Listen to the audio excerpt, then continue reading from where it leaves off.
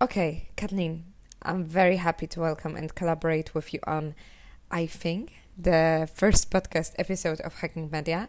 I sincerely hope our audience will find it as exciting as I do. First, would you like to tell us something about yourself? Sure. So I'm Kathleen Mullin. Most people call me Kate, and I am what I would call a serial CISO. So I have been a Chief Information Security Officer for a number of organizations, most of them in healthcare, but my first one was actually Tampa International Airport in Florida. Great! What's the most interesting thing you've read or watched lately related to cybersecurity? So it's actually a fun, quick read. It's a book by Jenny Radcliffe. And Jenny is actually out of Liverpool, England, and you can get it in Europe. You cannot get it in the States, which makes life a little bit interesting. I actually was in Europe this summer, and while I was there, I went and grabbed her book, and I think that you'll find it a lot of fun. She is a physical penetration tester, so she's not really in to the cyber side. So, which and it's called, and so Jenny Radcliffe is called the People Hacker, and I really highly recommend it. And it's called Confessions of a Burglar for Hire. If you could have dinner with any cybersecurity expert, past or present, who would it be and why?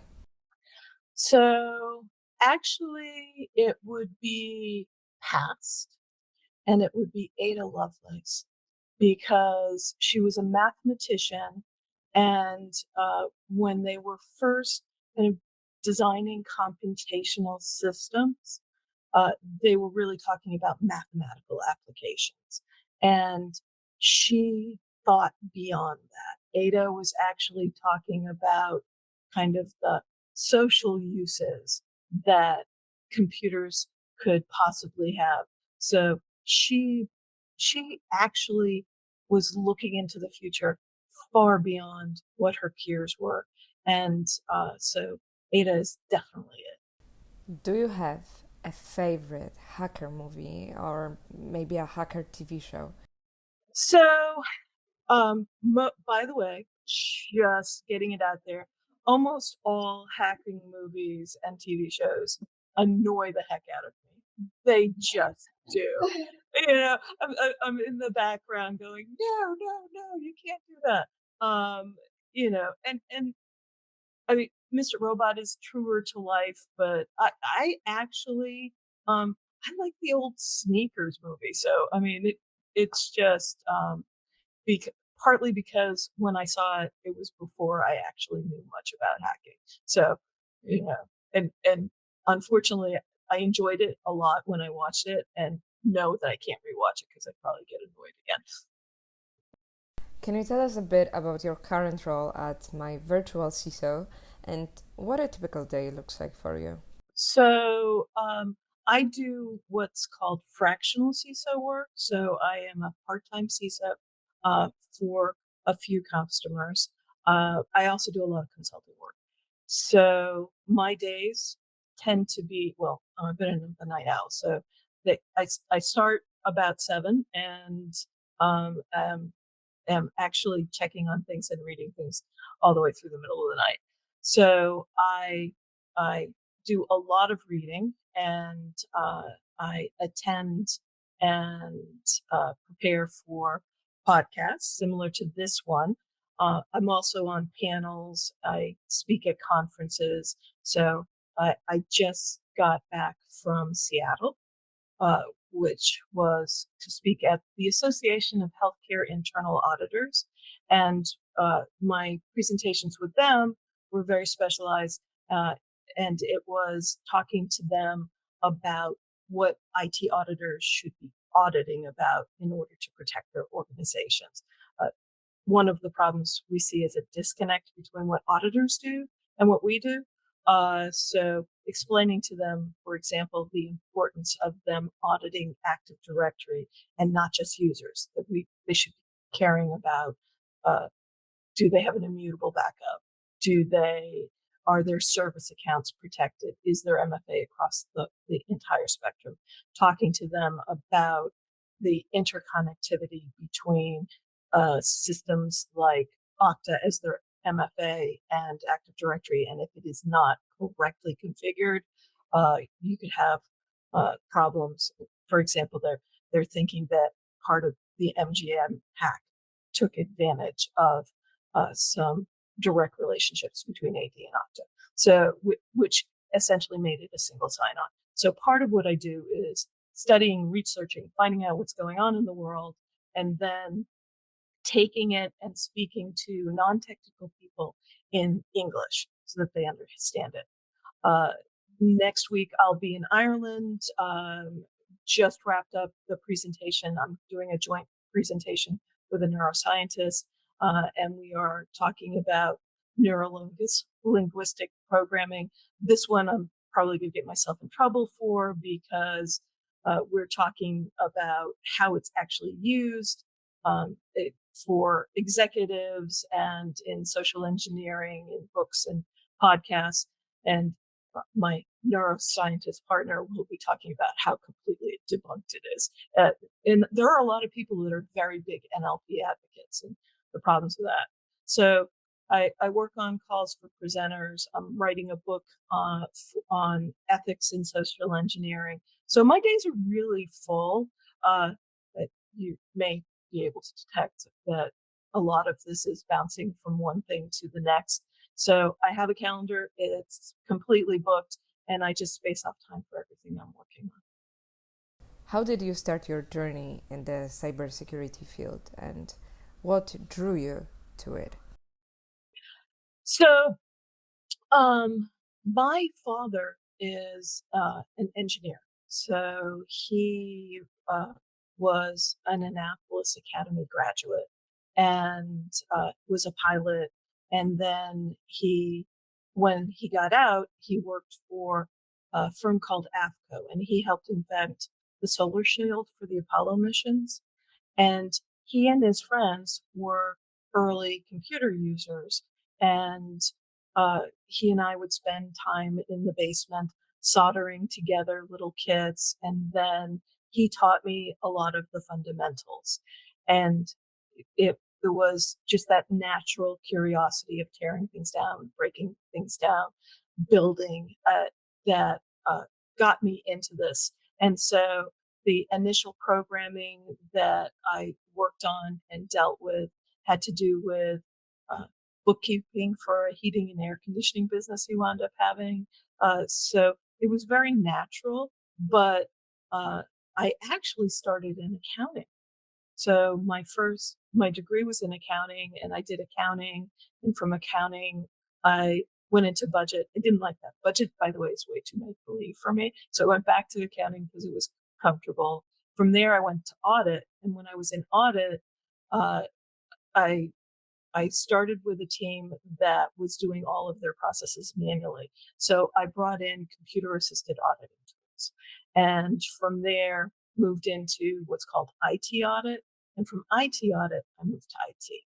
And when I was in, and so part of it is what I like to say is accounting is debits and credits, gets very boring over time if all you're doing is writing journal entries. And then auditing is great because you get to opine about things, and which means I get to be opinionated.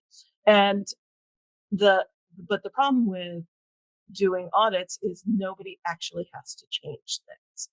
And then with IT, I enjoyed IT a lot. I enjoyed the technical aspects, but the problem with IT is that you're not actually looking at the business reasons why you're doing things. So you're losing some of the perspective. And the reason I love information security and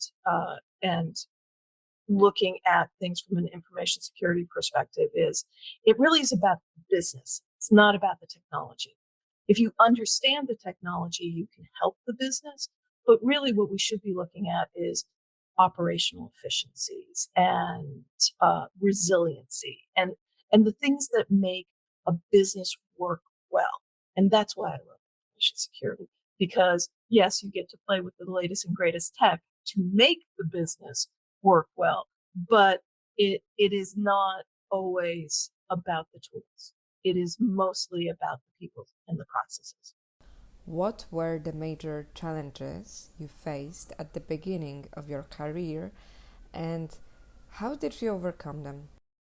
So the interesting thing about being a CISO is my friends and peers who are also CISOs come from extraordinarily diverse backgrounds. So some are like me and come from the business side. I have friends that are CISOs that were attorneys in a past life. A lot are from the technical side. So where you were in terms of your journey to get to become a CISO is is is really, really very, very diverse. But the important thing, as I alluded to before, is you have to understand the business. So to be a good CISO, um, and a lot of times it's easier if you've been a deputy CISO in a smaller organization. Uh, it's unlikely that they'll have a deputy, so you may just jump into the CISO role. So part of it is having a mentor and belonging to organizations that can help you with your role. And there are a lot of them out there.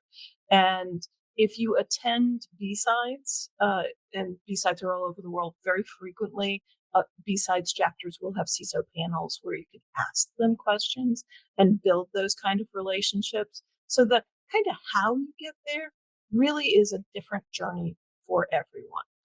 But once you become a CISO, it, part of it is building relationships and building trust. So the reason why you do things is not because there's a compliance check box that says you have to do this. You don't have systems in place just because. If you do everything just because that's what everybody else is doing, you're going to miss what your business needs. So, for example, yeah, okay, there are exceptions. Everybody needs anti-malware. But for example, right now in America, cyber risk insurance is really important and a very big deal. In order to have cyber risk insurance, there are certain IT technical controls that need to be in place. Well, when you're talking about those IT technical controls that need to be in place, you can go to the CIO and say, "Hey, you need to have these," and they'll shake their head and say, "No, this is what the business wants me to do. The business needs me to do. Oh, and by the way, while I'm cutting my budget." Instead, if your conversation is with the chief risk officer and the chief finance officer, and you go to them and say, "Hey, look, in order to have this cyber risk insurance policy, I need you to advocate with the rest of the business and with IT to implement multi-factor authentication." Now you have the business behind you and the business saying that you have to do it. And then it comes from all of executive leadership because IT understands why it's needed. It's just, unless the business is saying do it, it's much more difficult. So now you have the head of IT, the head of information security. Very frequently, you'll also have the head of legal as a partner backing you up on this because of the liability issues. And you've got the chief risk officer and you have the chief finance officer. But you have to build those relationships and build the trust and explain why in terms that the business understands. If you go and if you go to your board and your first conversation is the type of firewall that they need, um, that will also probably be your last meeting with the board because the board doesn't care about those type of things. One of the ways I explain it, and I have little stories that I tell over and over again, but when I was in accounting, I used to write journal entries called do tos and do froms. When the board is presented with financial information, the chief financial officer never talks about due to and due from journal entries. They just present information like balance sheets, cash statements of cash flows. In the same way, when you are talking to a board, you need to be able to talk in terms they will understand and not get into detailed minutia. And that's the big skill set that somebody needs to be a CISO. So I would say that if you want to be a CISO, part of it is you need to boost up your LinkedIn profile. Part of it is you need to do public speaking so that you are comfortable with doing public speaking. And some of that would be in situations where instead of just speaking to an organization, a meeting room, where the audience actually challenges you. Because guess what? When you are in a meeting with other executive leaders, when you are in meetings with the board, people are going to ask and challenge you. And finally, don't ever make up an answer. Say, you know what? I don't have those details right now. Let me get back to you, and get back to them promptly. But don't make it up, because if you make it up, your credibility is shot. Yes, exactly. It's better to be honest every time. What does it take to become a CISO, and what advice would you give to someone aspiring to reach the top in cybersecurity? Do you have some tips? So when you're looking for a mentor, be very definitive about what it is that you are looking for them to do. And it's not a bad thing to have multiple mentors. So mentors that are not in your space and mentors that are in your space is a really good idea. And ask for 20 minutes of their time.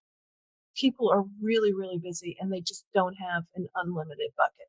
So ask for 20 minutes on and give a few specific dates and times, because one of the thing is, if you ask me, oh, when are you available? When I am available changes as email comes in, and doing that calendar back and forth is incredibly annoying. I mean, if you have a tool like Calendly or something like that, and you can say, hey, could I get 20 minutes of your time, and here's availability, that works great. Most people starting out don't have that. So just say, can you meet with me? And that way they can respond and say, no, but I can, and give you alternative times. And then have some specific asks. And the specific ask could be, can you look at my resume and see if there's some approaches I need? If, uh, do you recommend that I have certifications? By the way, there's a big debate on certifications and whether CISOs need one. There's a big debate on whether CISOs need to be technical. So you'll get different responses depending on who you speak to. Most people in the CISO space do have a CISSP or had one. That's most. It's not all. So and it very frequently is on job descriptions. So it's a barrier to entry if you don't have one. But there are certain things, as you talk to different people, they can guide you in ways that will work for you. Because the same way a CISO guides a business based on the business requirements and needs, a mentor can guide you based on what it is that's in your background, what your strengths and skills are. And by the way, the biggest advice I can give to anyone who wants to be a CISO is to, especially if you are in America, there is a thing called director and officers insurance. And it is insurance that the board members and executive leaders get, so that if there is a lawsuit about something that happens, they are protected. So, for example, the SolarWinds breach that happened some years ago, the CISO from SolarWinds is being sued. Now, SolarWinds is covering the insurance, but at that time, he was not covered by their D&O insurance. He is now, but the expenses related to that litigation are all his. So, and the other great thing about doing that is a lot of times people are called CISOs, but they're not actually part of the C-suite.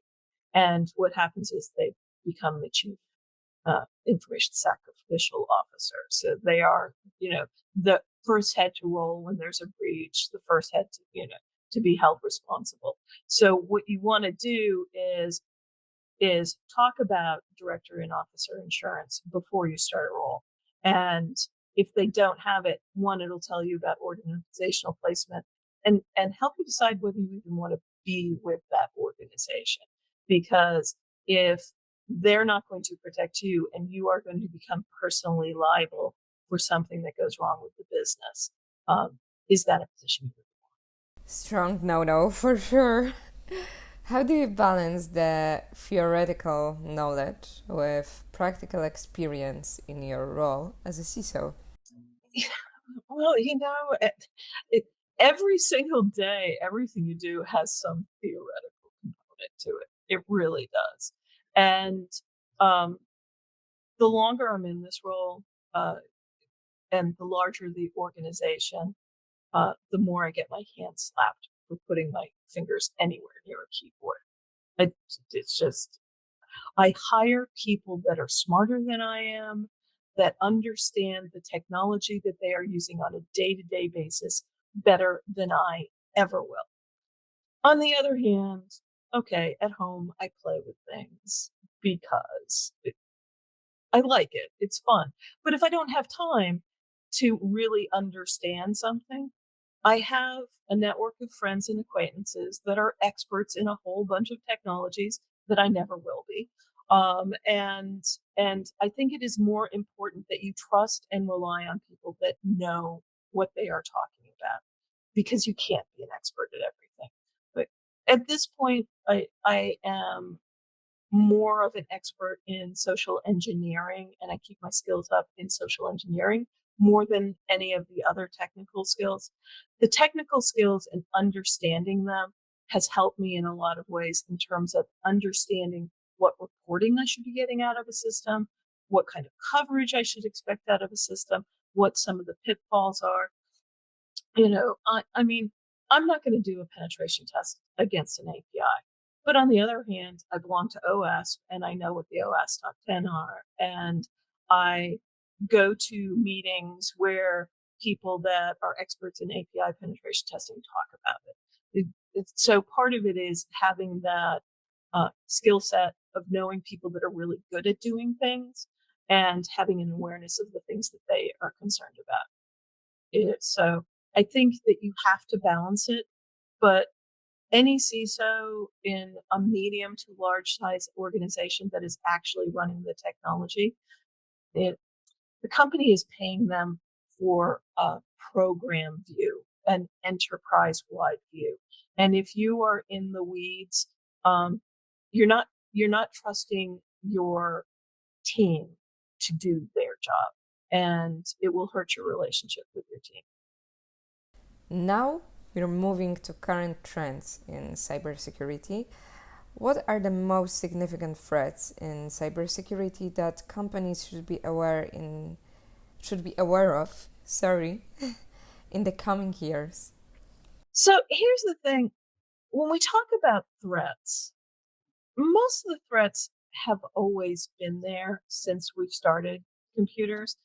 So the threats really are script kiddies, the people that are politically motivated, nation states, all of the traditional threats are there.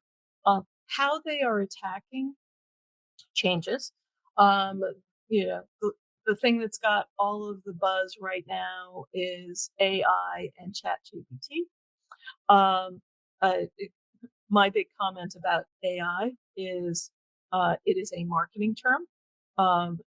There is no such thing as artificial intelligence right now. It is very, very fast machine learning, and it is only as good as bad as the programmer who wrote the basic program and the data underlying it. Bad data gets you bad results. So when you look at, you have a lot of people that are relying on AI because they are attributing intelligence to it that it does not have. And then the other thing is when we look at ChatGPT, and by the way, the ChatGPT, I mean, it was incredibly popular when it first got out there. There was a slump over the last 3 months in terms of its usage. It may go up again because colleges are back in session again. We'll see. But the reality is ChatGPT is not being used the way it's intended to. It's large language models. It's about language. It's about interpretation. And that's not the way that people are using it. And the fact that they are in large part getting some really bad and bogus results and saying it is true is really amusing. On the other hand, it is about language. So it is great, for example, for people who are not native speakers. And if you are not a native speaker, having it interpret what you are talking about or asking about in more natural language, great. But the only thing is, you need to be a subject matter expert so that when you read it and you're going, no, that's wrong. It's just completely, so that you can rewrite it. But it gives you that initial. So, I mean, that's a lot of the big news and buzz. But the reality, and there is some pieces that when we are talking about some of the methodologies that it can use so that you can get artificial intelligence. Again, I twinge at using the term, but it can replicate people's voices and images. That's dangerous because there's really no technical ways to control that right now. So it is making things like vishing and smishing and all kinds of other social engineering approaches much easier. So, trust but verify. How are we going to start verifying that? Am I really speaking with you? As we're talking, is it really me? That gets a little bit, tougher. We're going to have to start having passphrases and passwords and things like that so that I can validate that you are the person I think that I am talking to. Especially when you throw in LLMs, the chat GPTs, so that it can give language that speaks like the person you are talking to. So people that are on YouTube videos and et cetera, a lot more are the ones that are more subject to being spoofed because there's going to be a lot more out there for somebody to replicate. So yeah, it's a new tweak to a technology that we have to look at. And so people are trying to find ways. But the reality is the biggest fundamental weaknesses that we have that people are attacking is we're blaming the humans, that social engineering aspect, when the problem is the underlying IT infrastructure. We're blaming the human when somebody gets in because we haven't patched the system, because we haven't implemented multi-factor authentication, or we implemented it poorly, when we have provided excessive permissions into systems. So when and a lot of this goes to Active Directory. There's some freeware tools out there. One's Ping Castle, one's Purple Knight, that you can run against your Active Directory to see a lot of its vulnerabilities. It's free, and people don't want to run it because they don't want to see what's wrong because it's going to be too expensive to fix it. Well, if you get hit by ransomware, you're going to be fixing it, and your business is going to be down while you're doing it. So a lot of what we are seeing, when people are talking about problems, is not having basic fundamental of IT operations. These are not information security problems. These are IT operational problems, and having the proper hygiene related to your IT operations.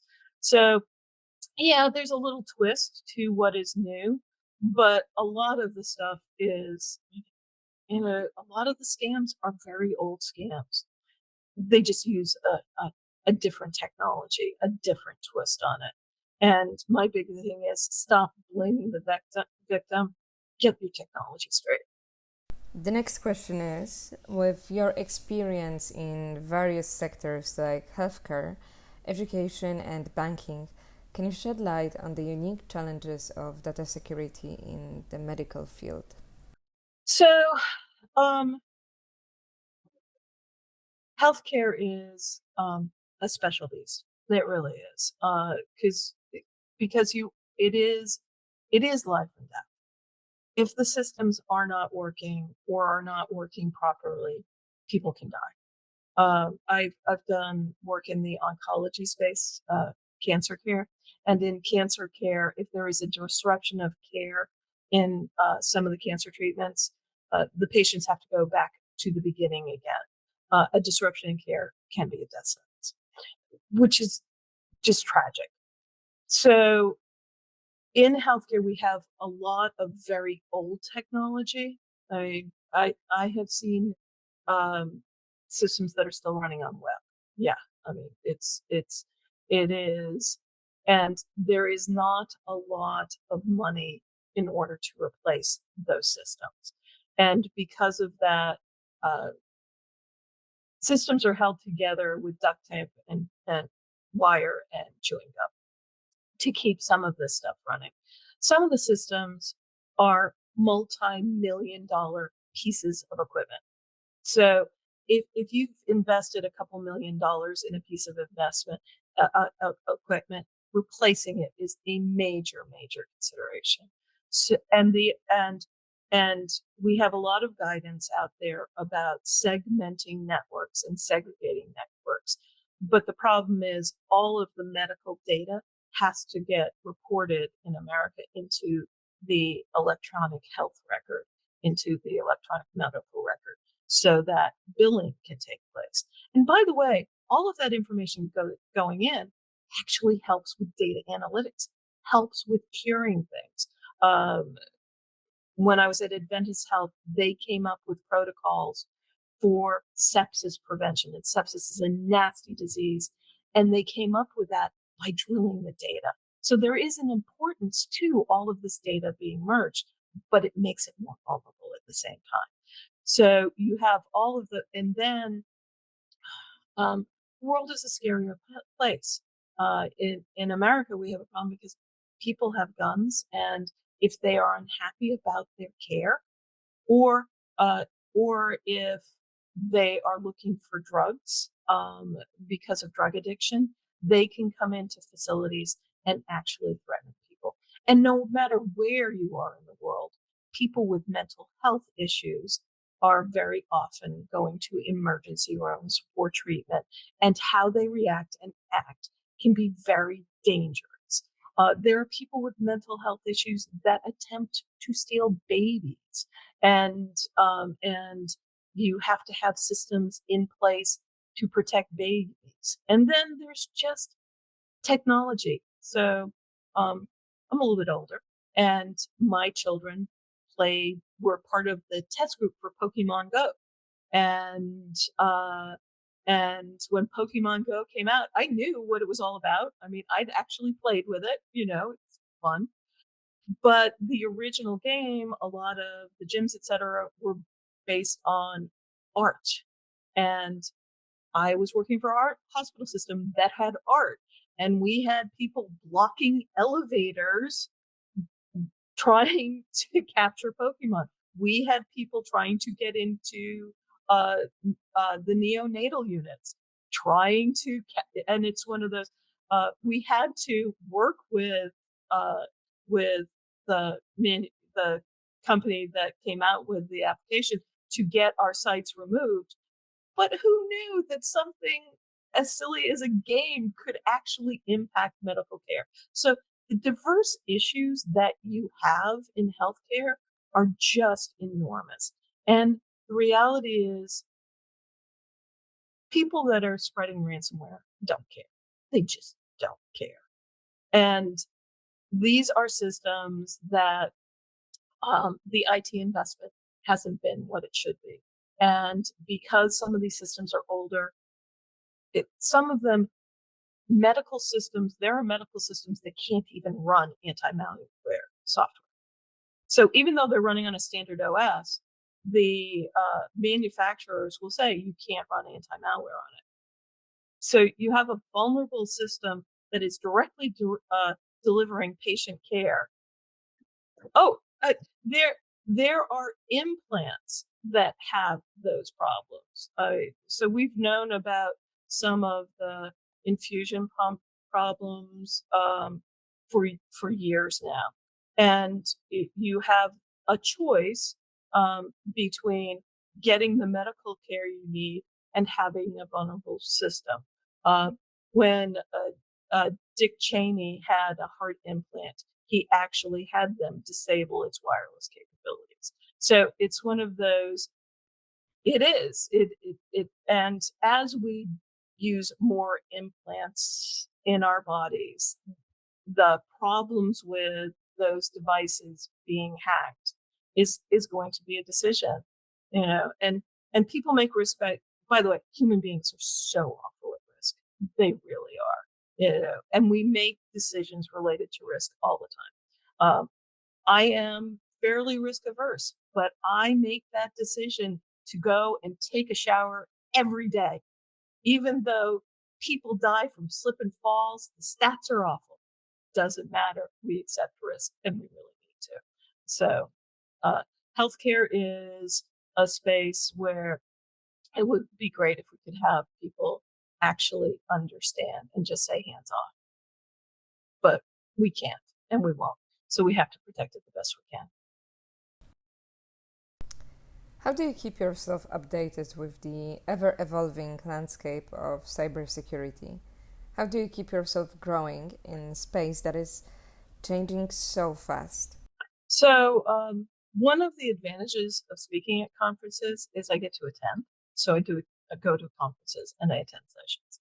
But if you think about the process for conferences, they are always months behind. Yeah, because you have to do your calls for presenters, etc. I do listen to podcasts. And by listening to those, I get current.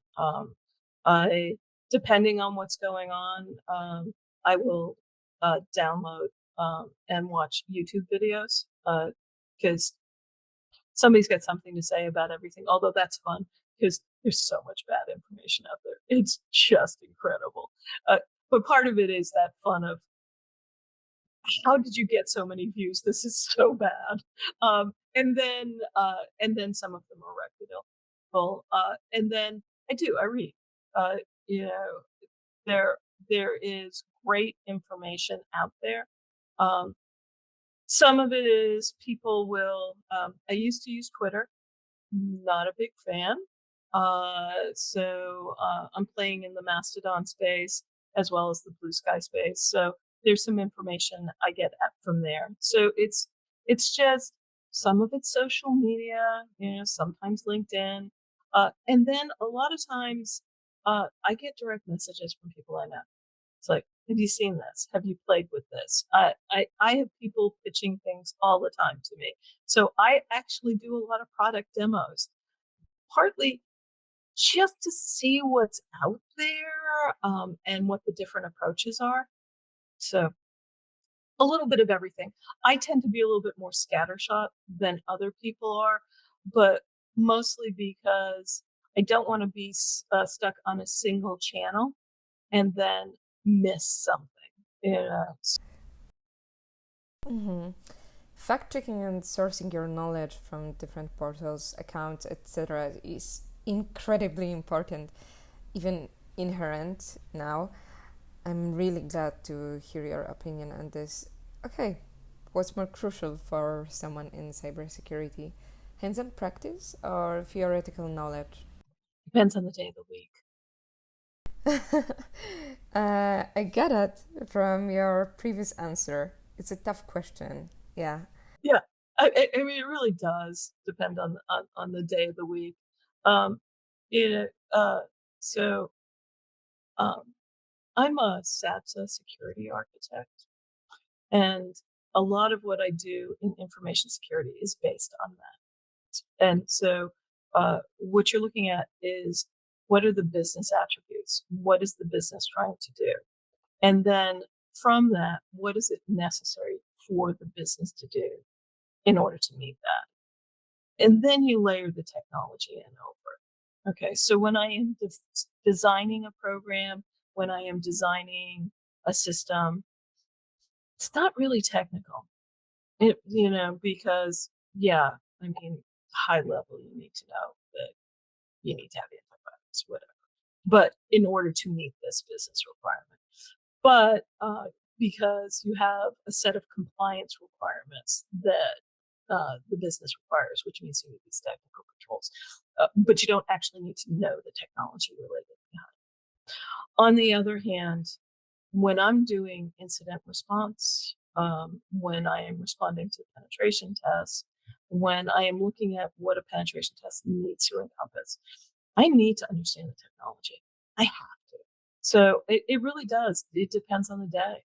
It, you know, so, or I need a big enough team that I can get them in the space for me real fast and really good relationships. So probably technology second, probably. Except for, except for, you know, you know, I, yeah, except for, because part of it is being able to translate IT to the business. You know, you start talking CVEs or CVSS or MITRE scores, CVE scores. You start talking intrusion prevention systems, etc. Nobody in the business is ever going to understand it. So you either have to be able to translate it yourself on the fly, or you've got to have somebody that's at your elbow doing that for you. Yeah, well, and the thing is, if you've had a relationship with somebody for a long time, I mean, I have a particular communications style. My teams tend to say, it's like Kate to English, so they have to translate it in a way that um, and they also have to understand what I'm saying, because I came up from the business side, even though I understand the technology, there's sometimes a mismatch. By the way, that's one of the reasons why I like the CISSP, because it means that in technical terms, you're speaking the same language. And when it comes down to specific products, are there any courses, certifications, or resources you'd recommend for both beginners and experts in the field? So, by the way, over the years, I've had a lot of certifications that I've led labs, and they were very specific to what I was doing at the time, because there are different areas of the business, and what you are specializing in can help you in terms of those certifications.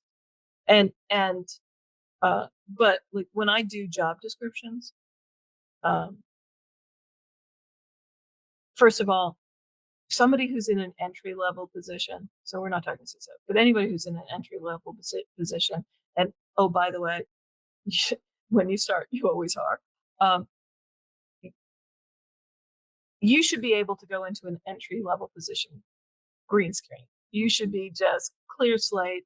It's okay. You don't have to have anything, because that, by definition, is entry level. On the other hand, when I am hiring somebody in a senior level position, one, I do not look for specific technology certifications unless I'm specifically looking for somebody to specialize in AWS or Azure.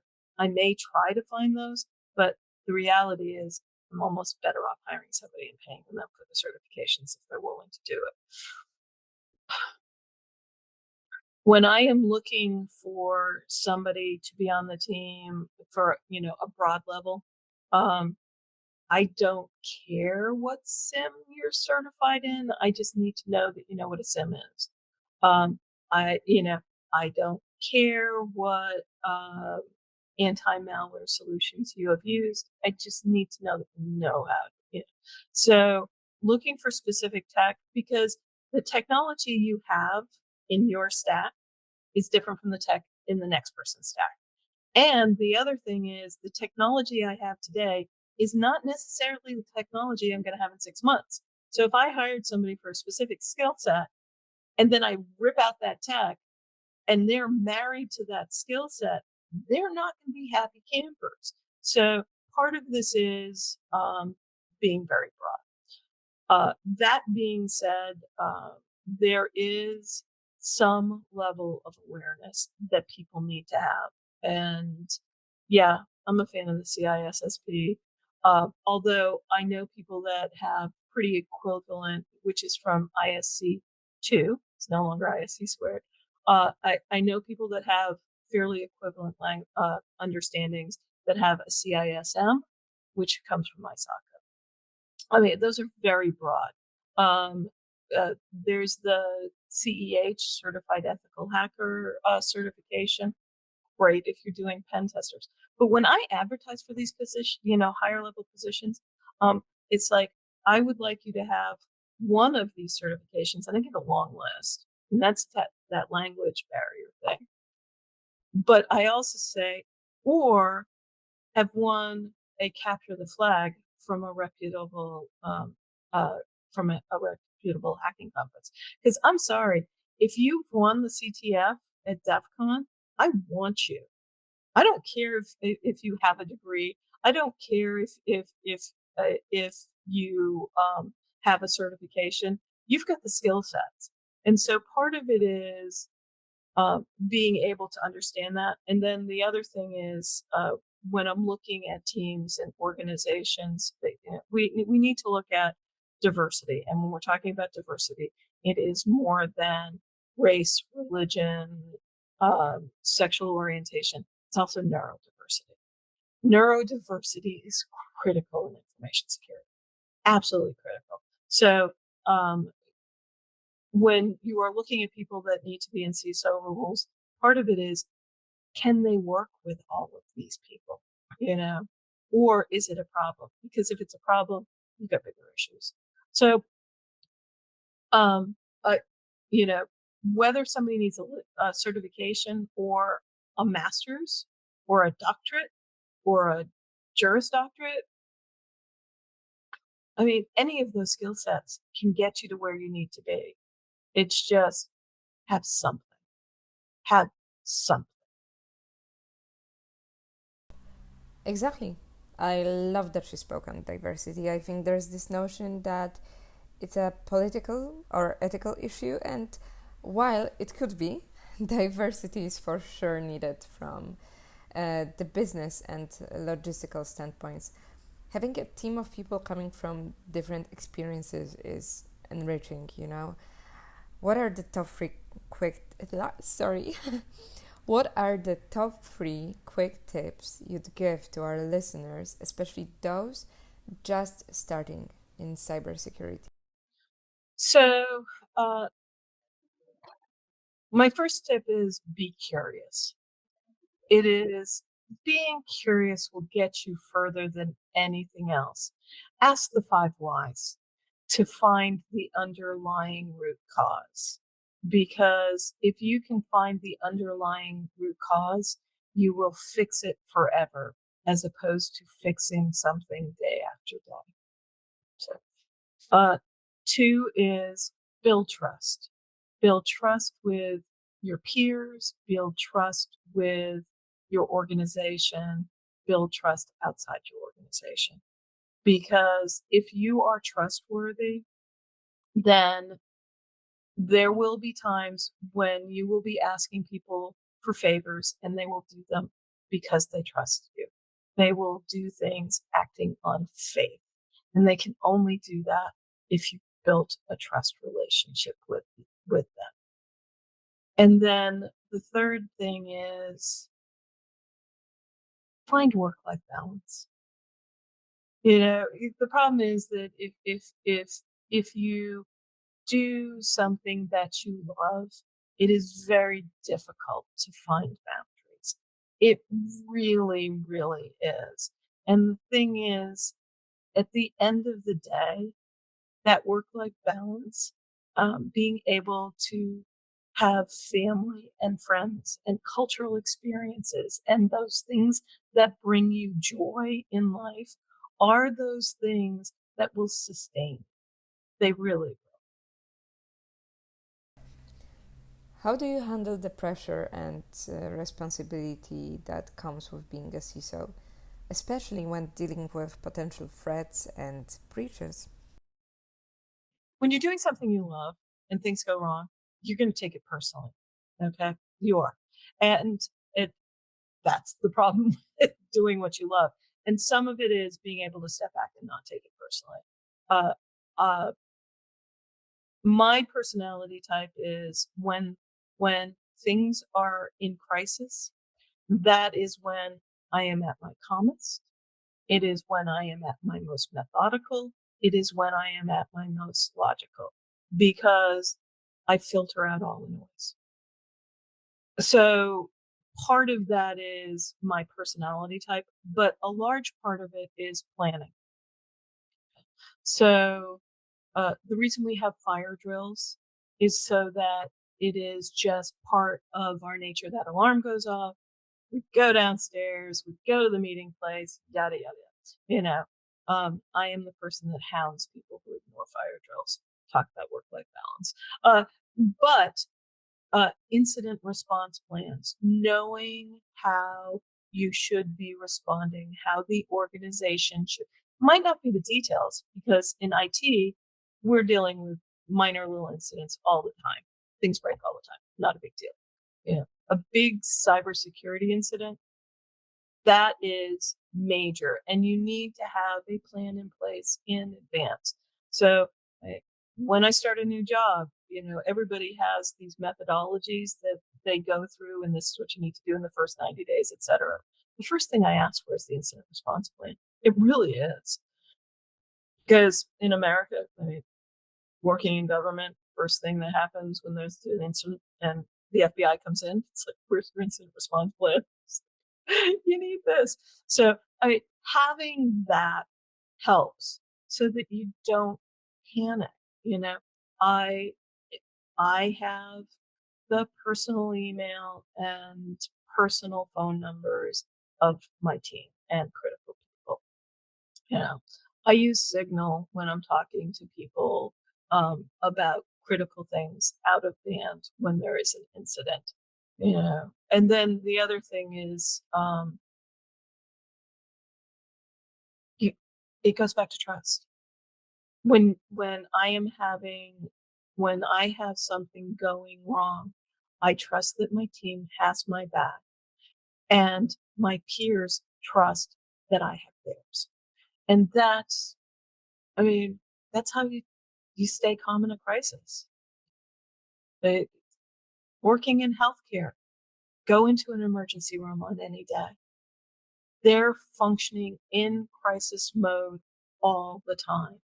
If working at an airport annually, we did airplane crash simulations, got the college students to participate, whole bunch of fun. But what happens is you have to be prepared so that, yeah, it's stressful and you need to deal with it, but everybody's got your back. And do you have any advice on how to effectively communicate complex security topics and non-technical problems? Yeah, so and by the way, just have multiple talks. So when talking to people that are not technical, talk to them as if you were talking to your grandparents. I mean, target it to who your audience is, but don't talk to them like they're children. They're not. A lot of people give that advice. They are not small. By the way, small children can be really tough. But don't talk to adults as if they were children. Talk to them as if they were people that you respect and that you care about, because that also comes through when you speak, and that just don't know your space at all. Talk to your grandparents. And looking back at your career, is there anything you'd do differently if given a chance? Yeah, I would have been better about work-life balance earlier. I really would have. Yeah. I, I dragged my children to a ton of conferences. Oh, including DEF CON. But, you know, uh, and there were things in their lives that I missed that, um, if I had been better earlier in my career, I would have recognized that there were other people that could have covered it. Um, so I think that's probably the biggest personal. And then the other is I had positions I worked that were really toxic. And uh, those positions that were toxic, I would have left much earlier. In life, when you are working, you really don't need to. And by the way, this is advice that is particular to females. You do not need to prove yourself to anyone except for your boss. You do not need to prove yourself to your peers. You do not need to prove yourself to the IT staff. You don't. You need to prove yourself to your boss and you need to do what your boss wants. And I spent a lot of energy and cycles on that. And if your boss doesn't have your back, is not helping you in those things you are not strong in, you need to find another boss. Yeah, I would even elaborate on that. I think the only person you have to impress is yourself. I mean, impress yourself with your professionalism, responsibility, patience, fairness, etc. Exactly. You need to let yourself learn this relationship. It's never going to be easy. It's freeing to make mistakes and then, having a chance to fix them in an honest way. How do you envision the future of cybersecurity, and where do you see yourself in that landscape? So I believe firmly that information security is on a journey to be a peer to IT, or possibly even a higher level than IT. If we look at cybersecurity as its role within the business, it is far more than just tech. It really is. It is about supporting and growing the business. It is looking at all of the risks, whether they be physical risks, political risk, environmental risk. All of those risks build into what your cybersecurity program needs to be about. And because of that, I see cybersecurity growing as a field and as a profession. I really do. I think that we need people that are generalists, and I think we need people that are specialists. But this is, and by the way, I highly recommend looking at SABSA, the SABSA Institute, and looking at the security architecture framework that they have, because it's that overarching, what are you doing for the business? And we have to be forward facing. We really do. And information security is just going to grow. And because of that, as we mature, we need to keep learning and we need to stay relevant, because if we do not stay relevant, we are not helping the business. But it's going to be tough. It's going to be challenging. You know, deep fakes are going to make life really, really interesting.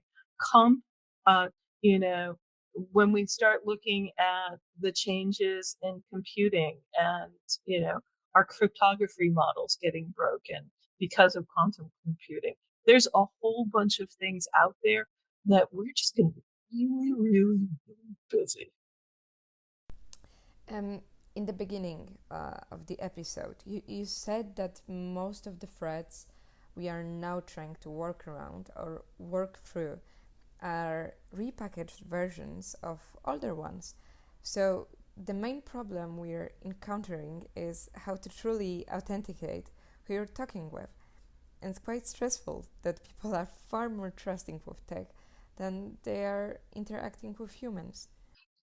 Yes, it, because there isn't that physical fear. I mean, the latest studies have come out, and Gen Z is much more susceptible to a lot of this social engineering uh, than baby boomers. She's like, you gotta be kidding me. And part of it is because there is a trust in technology that is not necessarily warranted. And the thing is that when you were looking at boomers, they didn't trust the tech. So therefore they didn't trust the messaging coming through. And it's one of those, we're conflating. We really are. And we need to look at how we trust. And I do like your analogy, because it used to be when you were introduced to somebody, you brought physical letters saying that you were trustworthy with you. And before there were those physical letters that you brought with you, people didn't leave their village, so it wasn't an issue. So I mean, it that trusting in that verification process, I think we're lacking on. Exactly. I think the problem stems from a lot of people still looking at tech or web, etc., as a tool rather than a social and technological system of its own. I was already raised in a society that was interconnected through web, and I'm still prone to forget what I'm dealing with. It's like shadows in Plato's cave. Sorry if that is too stuck up of a metaphor. I have some quirky habits, and I send postcards to people, especially younger people, children. I'll just send them a postcard. And It's then, lovely. but part of it is because when I was young, and first started using the internet, the discussion was that sending a message was like sending a postcard. You can't stop the postman from reading it. And having that tangible thing, having children have that tangible thing in their hand that I can say, hey, remember that postcard that the mailman read? That's what's happening on the internet.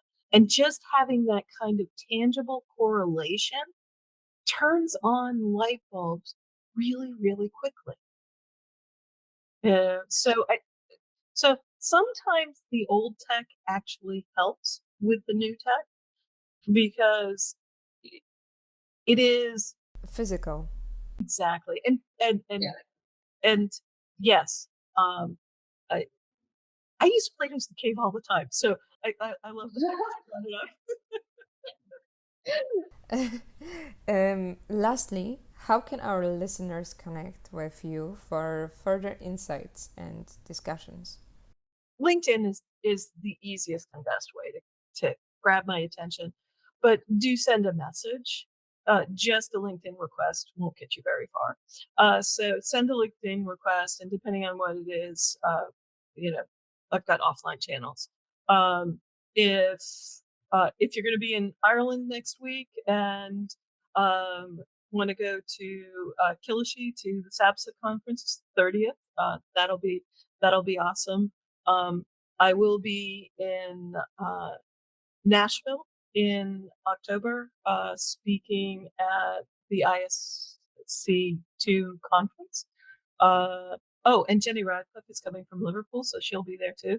Um, in February, I will be in Melbourne, Australia for COSAC APAC. So again, it's one of those, if I'm in a country or state near you, uh, look me up. And otherwise, there are other podcasts out there. That I've been on, as well as YouTube videos. So there are multiple Kathleen Mullins. It's a great name because there's so many of them. Some of which have been jailed. Uh, so when you do your searches, you may want to put in something related to computer security. It has to be a great conversation starter, for sure. Okay, we're gonna finish with that. Uh, Thank you for this conversation, Kathleen. It was wildly interesting.